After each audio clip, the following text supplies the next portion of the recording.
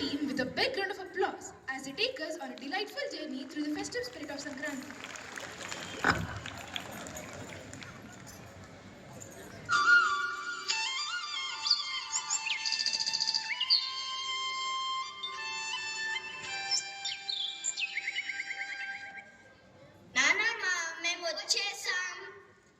వచ్చేసారా పిల్లలు? ఇప్పుడు కానీ మొదలు అవ్వలేదు ఇంట్లో పండగ కల. అబ్బా, సంక్రాంతి వచ్చిందంటే ఇంట్లో శుభం, బయట పచ్చదనం, పిల్లలతో ఇల్లంతా కలకలలాడిపోతుంది.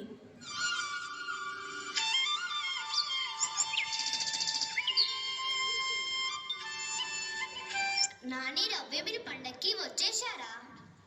వచ్చేసాను రాజు. ఇప్పుడు నువ్వు ఏ క్లాస్? నేను మిడిల్ క్లాస్. అది కాదు, నువ్వు ఏ తరగతి చదువుతున్నావు? మధ్య తరగతి.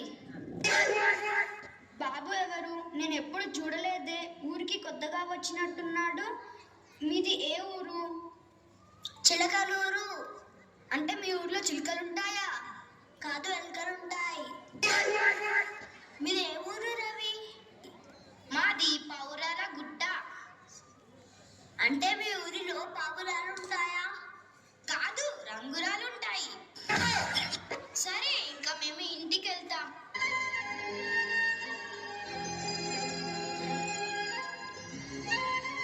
రవి, నాని ఎప్పుడు మొబైల్ చూస్తూ కూర్చుంటారా?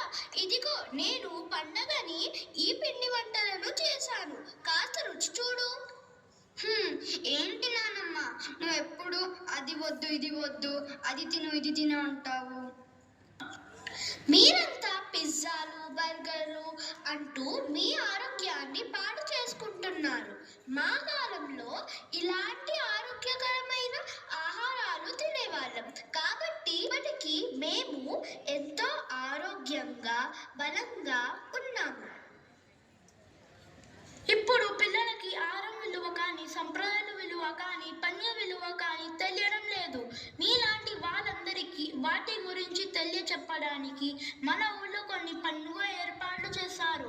మిమ్మల్ని అందరినీ అక్కడికి నేను తీసుకొని వెళ్తాను. రండి పిల్లలు, మనం వెళ్ళి ఒక్కసారి అవన్నీ చూద్దాం. అందరం కలిసి ఆ పండుగ సంబరాలను చూద్దాం. రండి.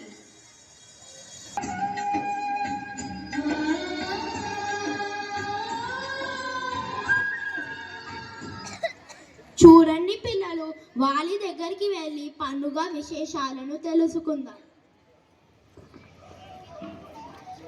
రావే రావే నల్ల కోయిల, వరి కొయ్యరాదే నల్ల కోయిల, పొడవెట్టి సేపట్టి కోయిల, కొత్త మొదలు పెట్ట నల్ల కోయిల. రావే రావే నల్ల కోయిల, వరి కొయ్యరాదే నల్ల కోయిల, పొడవెట్టి సేపట్టి కోయిల, కొత్త మొదలు పెట్ట నల్ల కోయిల. చూసారా పిల్లలు, వాలి శ్రమను మర్చిపోవడానికి ఈ విధంగా పాటలు పాడుతూ పనులు చేసుకునేవారు. ఈ విధంగానే మన జానపద గేయాలు పుట్టాయి.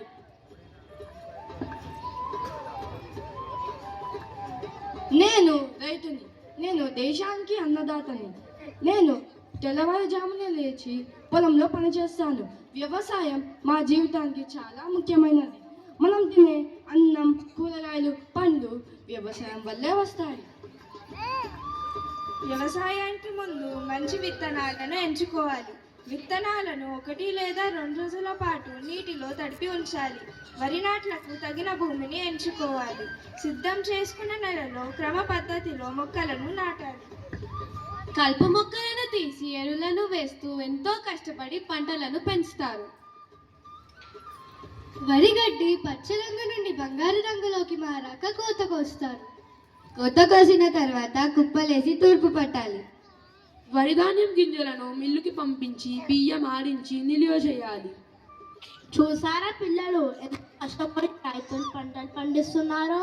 అందుకే మనం ఆహారాన్ని వృధా చేయకూడదు. పిల్లలు మనం కూడా వాడదాం.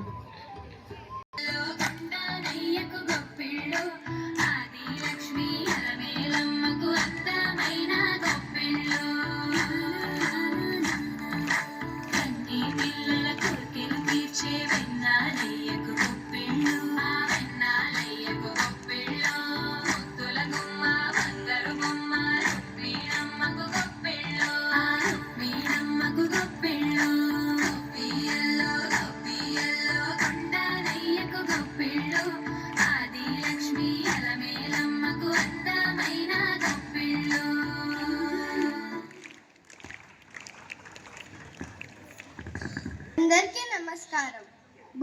అనేది సంక్రాంతి పండుగల మొదటి రోజు.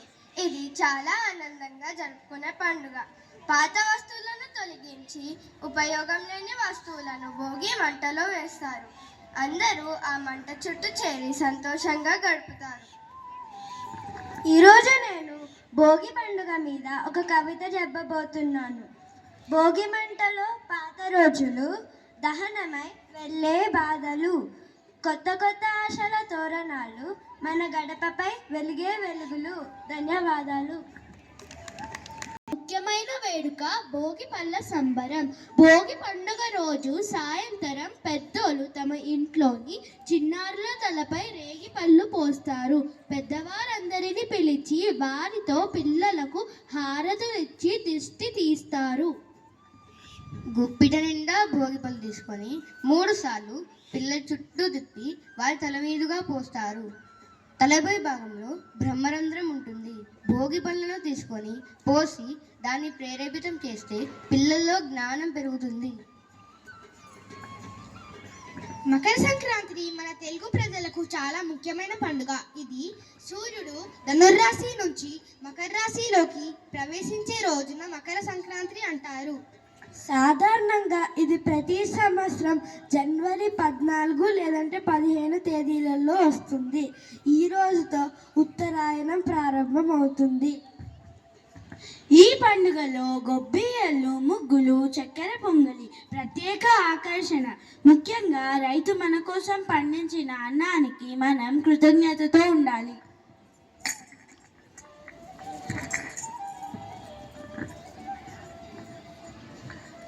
సంక్రాంతి 3 రోజుల పండుగలలో కనుమ ఎంతో ప్రత్యక్షమైన రోజు.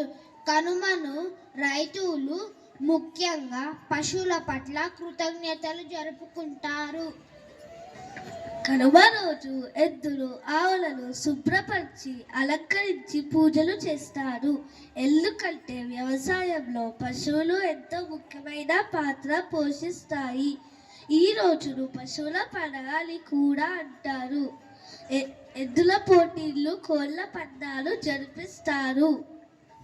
మన ఇంటిలో కుటుంబ సభ్యులు అందరూ కలిసి పండుగ భోజనం చేస్తారు. పెద్దలను గౌరవిస్తూ మన సాంప్రదాయాలు గుర్తు తెచ్చుకోవడం ఈ పండుగ సందేశం. కనుమ మనకు పర్యావరణ, పశువులు మరియు వ్యవసాయం పట్ల ప్రేమ కలిగించే అందమైన పండుగ. అయ్యగారికి దండం పెట్టు, అమ్మగారికి దండం పెట్టు, అందరూ చల్లగా ఉండాలి, దీవించు బసవన్న దీవించు. పిల్లలు, ఇలాంటి పండుగలు మనకి కలిసి ఉండే భావన, ఆనందం, ఐక్యమత్యం నేర్పుతాయి. మన సాంప్రదాయాలను గౌరవించే బాధ్యత మనందరిది. అందరికీ